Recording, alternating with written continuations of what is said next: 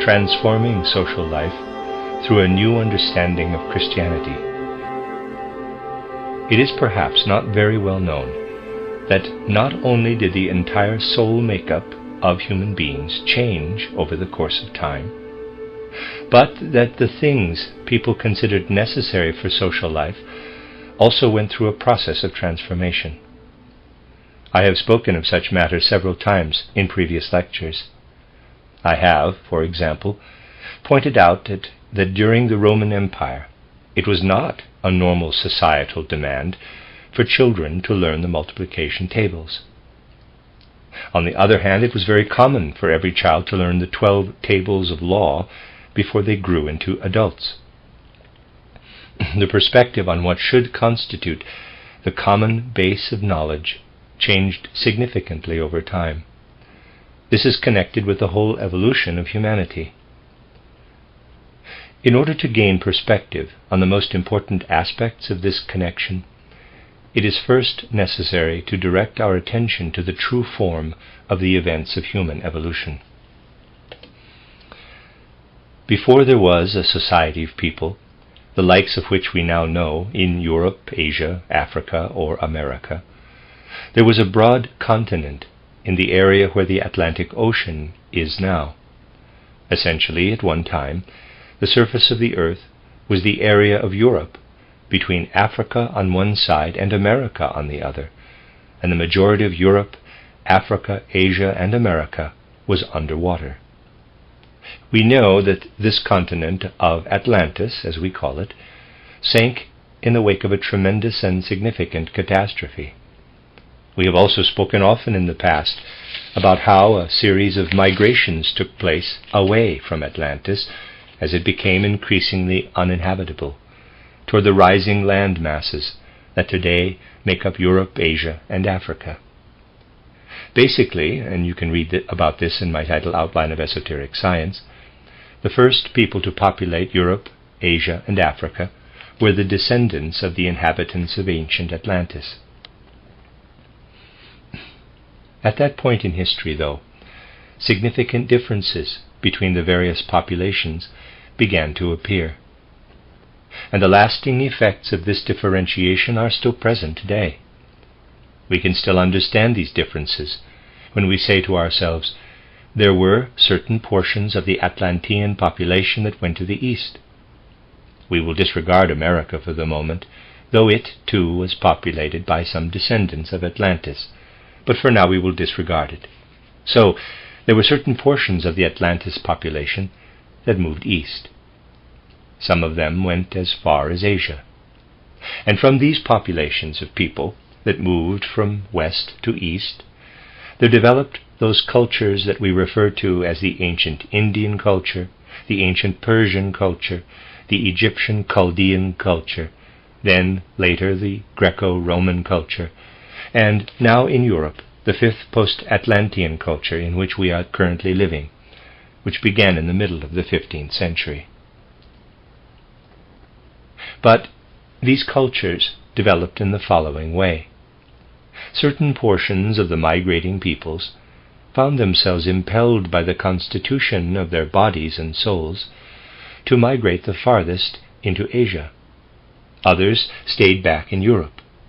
Of course, later there was another migration, which is even spoken of in public histories, during which certain portions of the Asian population moved toward Europe again.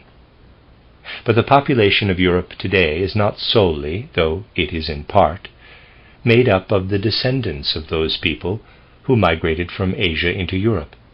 Rather, the population of Europe today is also made up of the descendants of those who remained in Europe during the eastern migrations away from the continent of Atlantis.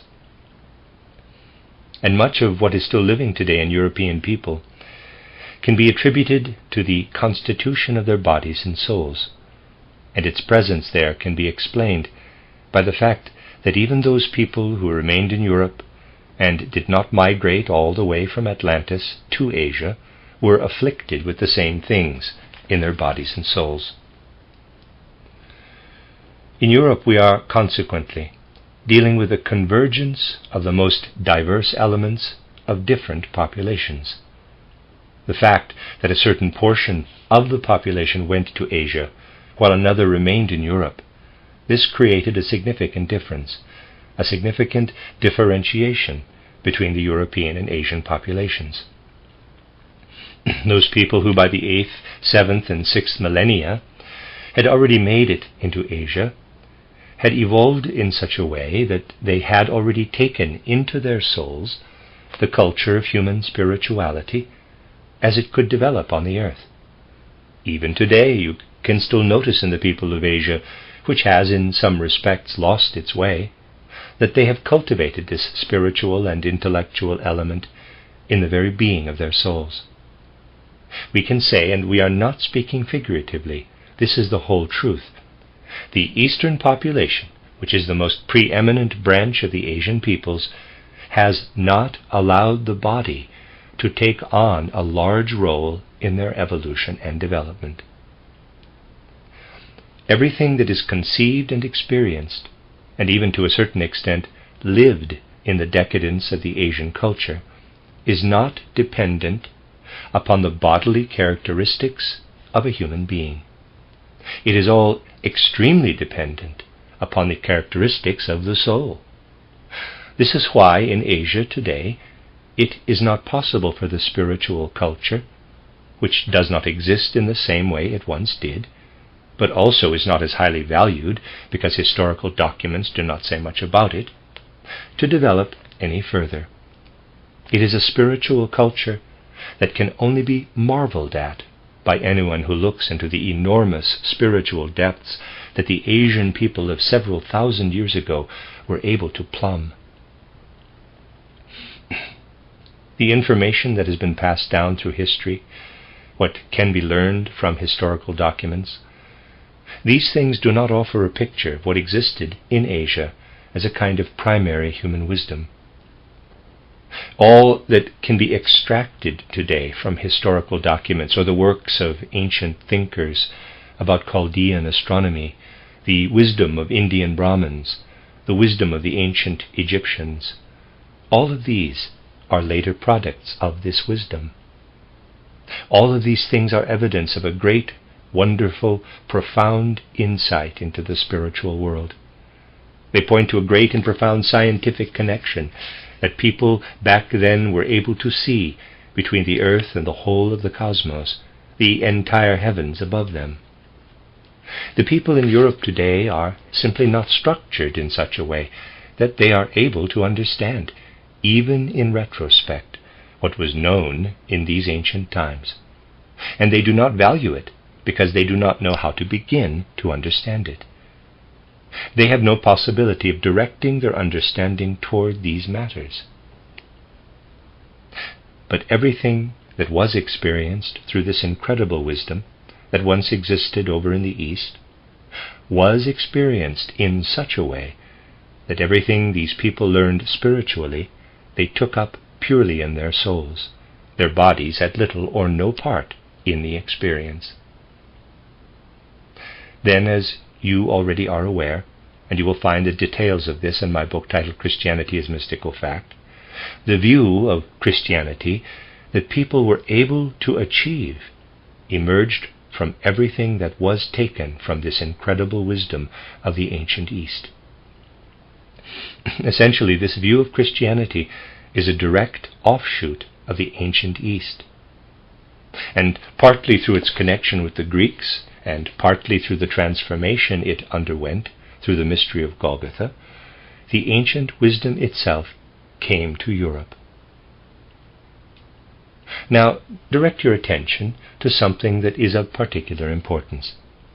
Those things which in the East were developed in the soul without the participation of any bodily organization, those traveled through southern Europe and Africa into the rest of Europe, encountering the populations of people who, with the exception of those who had migrated back to Europe from Asia, were otherwise the descendants of the people who had chosen not to go all the way to the east during the migrations away from Atlantis.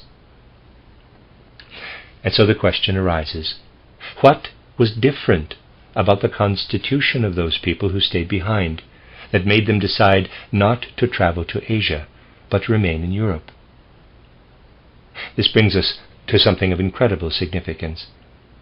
We have arrived at a point where we must see clearly that these people who remained behind in Europe during the eastward migrations from Atlantis experienced all that they knew both outwardly and inwardly.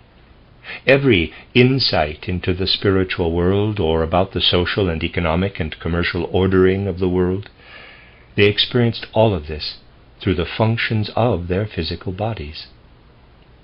In the foundation of the European population lies the fundamental fact that the vast majority of Europeans primarily take up everything they experience through the structure of their physical bodies. The people who journeyed farther to the east were so constituted that they took up more within their souls, because it was not naturally given to them. They neglected the development of their physical functions, and everything that was to be taken up through the physical directly from the world and from human organizations. In building the foundations of their culture, the Europeans made use of the physical mechanism of their brains, the physical mechanism of their whole bodies. And, consequently, we now have a very strange phenomenon before us. What developed in Asia from an incredible primary wisdom, and has ultimately given us a view of Christianity, has now found its way to Europe, and been taken up there under entirely different circumstances and conditions than the ones under which it was developed in Asia. In Asia it was developed purely in the soul. In Europe it is taken up through the body. How is it possible that it could be taken up through the body? It could be taken up through the body because actually the bodies of Europeans evolved such that they were able to become the proper vehicles of the spiritual. The physical form, the bodies of Asians, were not structured in this way. The populations of Europe remained behind, so that in the climate and other cultural conditions of ancient Europe, they could make their bodies receptive and prepared to take up experiences of knowledge, impulses of the will, and so on. In the context of the entire world structure, it is necessary to have one perspective on one thing and an entirely different perspective on some other thing. But truly everything has a place in the world and brings something good to it. Some people are not able to understand this. It is true that we make attempts to point out the detriments of materialism. But on the other hand, we must also recognize that materialism had to come into the world until the 19th century. Only now must we move beyond it. Some people, in regard to such questions, find it much more comfortable to say, the human body is simply the machine in which the soul resides. The soul is heavenly, the body earthly. Let us abide in the realm of soul. This is a comfortable understanding of life. But this is the service that materialism has performed in the world. It has taught people that the body also participates in the spiritual realm, that among certain elements of the human races, the body was structured such that it could take up the spirit. And the most distinguished people were those impacted by Christianity. In the very beginning of the time when Christianity spread throughout Europe, the bodies of the European people were good receptive instruments for the taking up of Christianity. Because they had been formed in a particular way by the spiritual world, the physical brains of the European people were excellent receiving instruments for Christianity. And while in Asia, Christianity entered a culture that after a centuries-long, millennia-long evolution was a culture meant only for souls in Europe, though Christianity in Asia encountered a decadent and dying culture, a soul culture well suited to ancient times, but no longer good for the age in which Christianity came into the world, this Christianity encountered receptive people who had a physical body structured such that they grew into this Christianity, making their bodies into receiving instruments for it. For in these bodies there still lived much spirit, cosmic spirit, nature spirit. This is precisely what is significant about the first population of European people after Atlantis, that in their bodies there was spirit, and that Christianity was taken up in this spirit, present in their bodies. But this spirit gradually disappeared. This spirit ceased to exist. This spirit did not remain in the bodies of Europeans.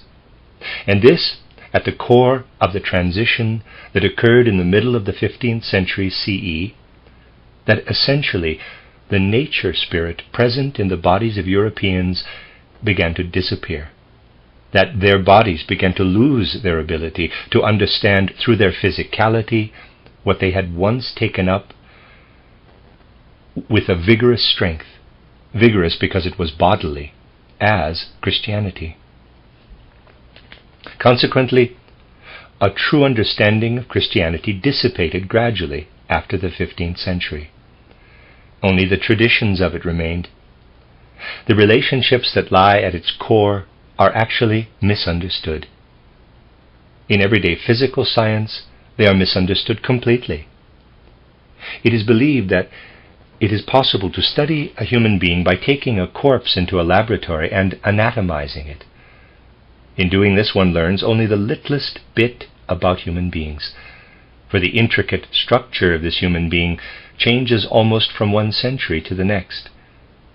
Human beings from one century are, as regards the intricate details of their physical constitution, entirely different from the human beings of previous centuries. Because this does not appear on a large scale and cannot be detected with crude scientific methods, people do not want to hear about it. But a human being is a very intricate and complex structure, and something that evolves after something else in the course of time continues to exist next to what came before. In the field of crude physical anatomy, there is a belief, though it is only a belief, that if you were to take blood from a Western individual, and then to take blood from an Eastern individual, you would be drawing the same blood. Blood is blood. But this perspective, that blood, is totally nonsensical when seen from a true and deeper knowledge of the human being. I can explain these matters only with the aid of a schematic, and can also offer to you today only the results of far-reaching research. But the results are of extreme importance. If I were to depict something in a drawing to you, understanding that if it were not a drawing but actual, it would appear somewhat differently, I would draw it something like this. If I were to draw a blood clot in the veins of a Western individual's living body, I would draw it like this, and there's a drawing. If I were to draw a blood clot in the veins of a Russian individual, I would have to draw it like this, and there's another drawing. The way in which one set of these lines relates to the other set is the way in which the inner physical character of the blood in an Eastern individual relates to the blood in a Western individual. But the development of blood is connected with what I described earlier as physical receptivity. This physical bodily receptivity, as I said, has disappeared. Today, at least for the people in Western Europe and America, the bodily offers nothing spiritual. The spiritual must be sought through other pathways, the pathways offered by anthroposophically oriented spiritual science. We can say, to put it bluntly, the spiritual elements taken in through the physical body, which served to provide an understanding of Christianity until the middle of the 15th century, those spiritual elements have petrified. In the Western world today, people are living in petrified bodies, and everything practiced in the West is part of a purely mechanistic culture which comes from the dead, petrified structures of the physical body. So this change is not as simple as the way in which current abstract historians depict it. Rather, it is a change that deeply affects the inner being of our human bodies. Most people close themselves off to what I have said to you just now. But just as the Romans learned the 12 tables of law, just as it was later customary to think that everyone had to learn their multiplication tables, at some point in the not-too-distant future, a future toward which we must always be working, we will have to consider such elementary concepts about human evolution a necessary part of basic education. Otherwise, every 15 years a catastrophe will befall human evolution like the one we have experienced in the last 5 or 6. The real cause of the confusion that has befallen us in the last 5 or 6 years is that people have closed themselves off to the new form of education that wants to enter civilized humanity. And if people want to continue living and working out of the fossilized material structure of their bodies, then they will continue to concoct things that will lead every 15 to 20 years to the kind of entanglement we experienced in Europe in 1914. There are only 2 possibilities before us. Either we become comfortable with the entrance into humanity of a new form of education, so that we might also allow in an influx of a new understanding of Christianity, supported by spiritual science, or we face the fact that destructive elements are entering into human social life with terrible force. Our English friends will be returning to England soon, hopefully not too soon, and when they do, they will probably encounter that man whom I have described as a very particular kind of representative individual of the modern age. Because in his entire life, though he is much older now, he has not developed beyond his 27th year. They will encounter the trend-setting, he is probably still a trend-setter even now, Lloyd George. That man who was able to be a trend-setter precisely because he remained developmentally active into his 27th year, and then was elected to Parliament, of course, and since then ceased to be developmentally active. Even as an old man, he still thinks like a 27-year-old, which is to say immaturely. You will find unusual ideas coming out of such minds. For example, up to now, we have sided with the counter-revolution in Russia, but that revolution has been put down. It is no longer profitable to side with the counter-revolution, so let us try to make arrangements with the Bolshevists. Let us try to make some sort of tolerable peace with them. Today, this is typical thinking for a man who stands far removed from any insight into the true laws of life, one who has no idea about reality in the world. And this is how other so-called statesmen think. I notice that I always write statesmen in quotes these days. We must not forget about the most excellent of these statesmen, Woodrow Wilson, who far outshone the rest and whom the entire world, at a certain moment in European evolution, allowed to greatly mislead them. When it came to these matters, you truly had to be quite, quote, the voice of one crying in the wilderness, close quote, particularly at certain moments. During the times when the whole world was bowing down before Woodrow Wilson, I always said the same thing here in Switzerland about him, the same thing that I say to you now today. Now the world is beginning to see, now that it is too late, how out of touch with reality everything is that comes from Woodrow Wilson. And people who sat with him at the Versailles Conference were astounded by how little instinct about reality this man brought with him from America to Europe. The affairs in the midst of which we are currently living must be considered with a broad perspective, if we are to even begin to speak about them. And you will not be able to consider them at all if you do not make it a principle in your life that a certain revelation about the human being must, in the very near future, enter our general practice of education, just as the multiplication table became a part of that general education at a certain point in history. Whether social demands will appear or not is a matter for discussion. just as you cannot discuss whether an earthquake will occur in a certain area or not. But what we can discuss is how we relate to these demands when they do enter the world. No one will be able to take an appropriate stance toward these occurrences without true human knowledge, as it is described here. We must all fill ourselves deeply with an awareness of this. And whether the life of civilized Europe will be able to continue into the future or not will depend on whether there is a large enough number of people who can see the impossibility of an ongoing world regime that is heavily influenced by such out-of-touch individuals as Lloyd George. You all know that I am not speaking from any sort of chauvinistic perspective or from any particular side. Rather, I am speaking from a purely factual perspective, one that flows naturally out of an observation of the objective facts. I certainly have never, as a German or a so-called German, had anything against Woodrow Wilson or Lloyd George. Compared to other people living today, Lloyd George is a good fellow. But he is also a man who has never developed beyond his 27th year as a human being, one who is not in a position to take up in himself what can really only be taken up after you reach a certain stage of development, after moving beyond the 30th year. Because our petrified European bodies, which do not actively work toward taking up something spiritual, lose the possibility of development when we reach our 30s.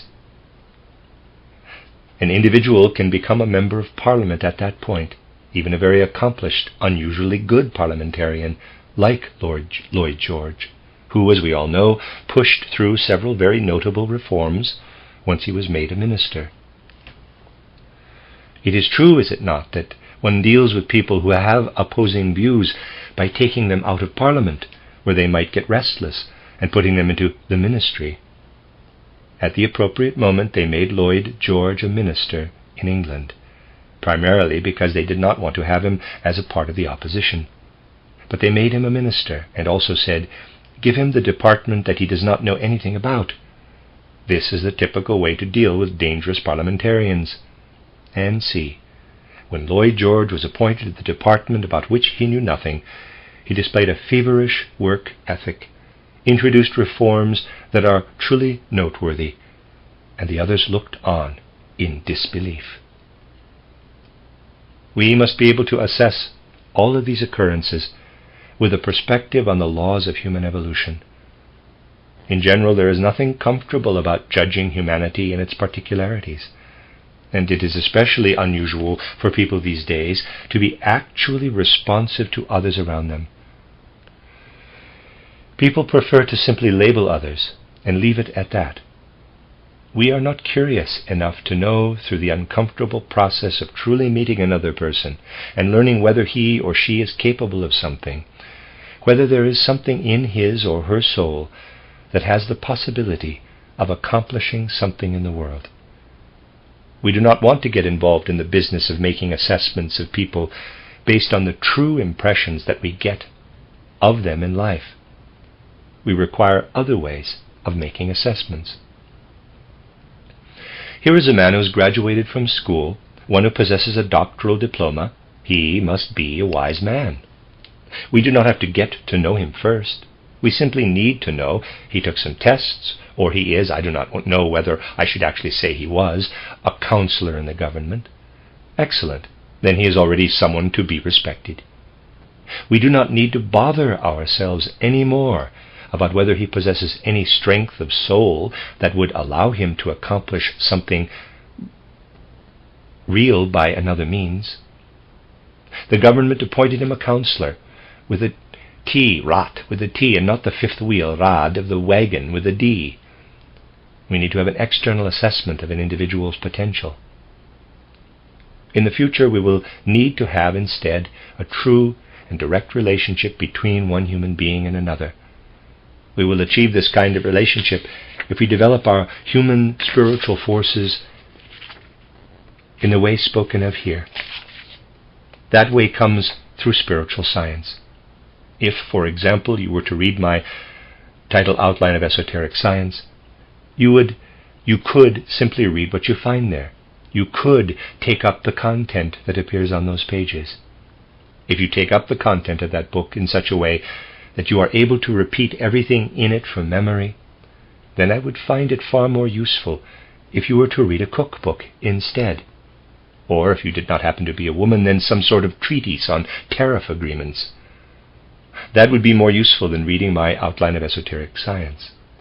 The true meaning of this Outline of Esoteric Science only comes through when the particular form of the thoughts therein, which annoys people enough that they have dismissed it as poorly written, when the particular manner of writing and thinking in the book works instructively on the whole constitution of your soul, when the how and not the what gives form to the soul. If you read an Outline of Esoteric Science, it could also be another book, and allow it to affect you in this way, you will find that your inner sight actually grows much stronger, such that it eventually develops into true knowledge of the human being. Something entirely different from a simple memorization of the information in a book results when you read it in this way. Today people imagine that when you read a book, they have done the most important task when they have taken up the content enough to pass an exam on it. Spiritual scientific books are never intended to be read in this fashion. The most essential task has not been completed if you are simply able to list all the major points on your fingers. Rather, the truly essential task has only been completed when the things in the book have crossed over into the whole of your soul constitution, into the whole of your soul makeup, when you have used the book to develop soul forces intended for use in life itself.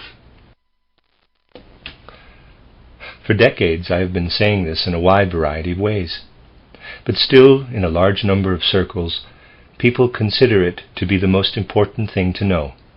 The human being is composed of this and that, we live through multiple incarnations on the earth, and so on. This is not the most important thing. Rather, the most important thing is that by means of this whole way of thinking I have just described, human beings grasp something that cannot be grasped by any other means. And this thing that our will comes to grips with, it must be there. If it is not, then all of the well-intentioned people who say, for example, Christianity must always be present in the world, they will achieve nothing. For just as you could never draw magnetic attraction out of an unmagnetized piece of iron, so can you never, should nothing else come into human life, get true Christianity out of what has become of Europeans. It might be able to live on in a traditional form for a time, but people will be taking up that tradition out of a place of untruthfulness. This is why it is essential that something be grasped in the human soul that will lead to a new understanding of the mystery of Golgotha, and thereby to a new understanding of the whole of Christianity. In the ancient pre-Christian times, as I have indicated before, there was a widespread, magnificent, noteworthy primary wisdom. And those who marvel at this pagan wisdom are right to do so. And those who marvel at this pagan wisdom in the time when it was already beginning to resemble Christian wisdom are even more right to do so. The first Christian church fathers were actually wiser, much wiser, than their contemporary followers. Their current followers have forbidden the reading of anthroposophical texts. As you are aware, it has been forbidden for Catholics to read them by decree of the Congregation of Holy Offices in Rome since July 18, 1919.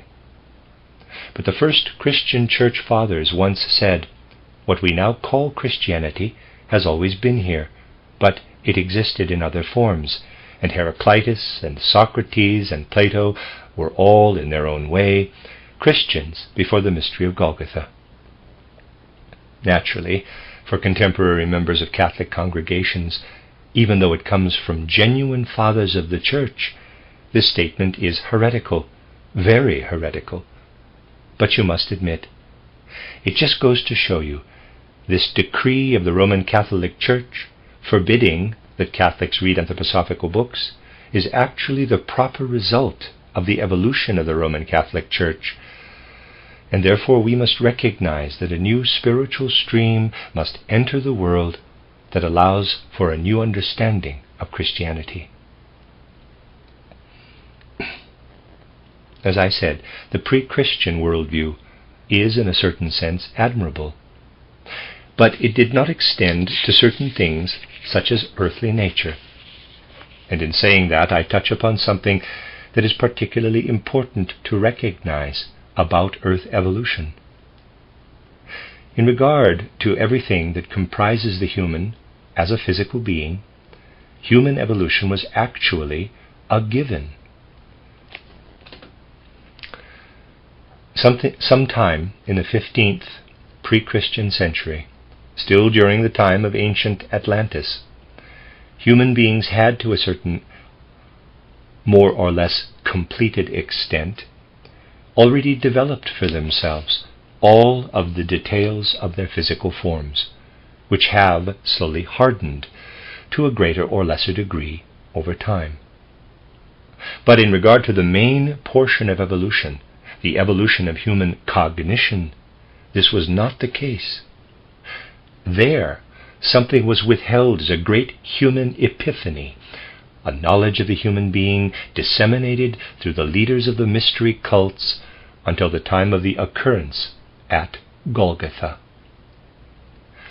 What the ancient pagan sages possessed was actually a reflection of a much older wisdom, one that was still able to observe things spiritually, but it was all merely a reflection. Then the mystery of Golgotha entered the world, which is to say that nothing less than something more than earthly entered, the Christ being. Something from spheres that are necessarily more than earthly descended to earth and bound itself to a physical human body, the body of Jesus of Nazareth. Thereby something happened in earthly human evolution that had never happened in all of the preceding earth evolution. Something cosmic entered humanity. Since the 15th century before Christ, up until the time of the mystery of Golgotha, human beings had essentially been living out an inheritance from an earlier time in their soul and head beings, but with new physical bodies. Then something entered human evolution that bound heaven and earth together in a certain sense. A more than earthly being bound itself to a human body.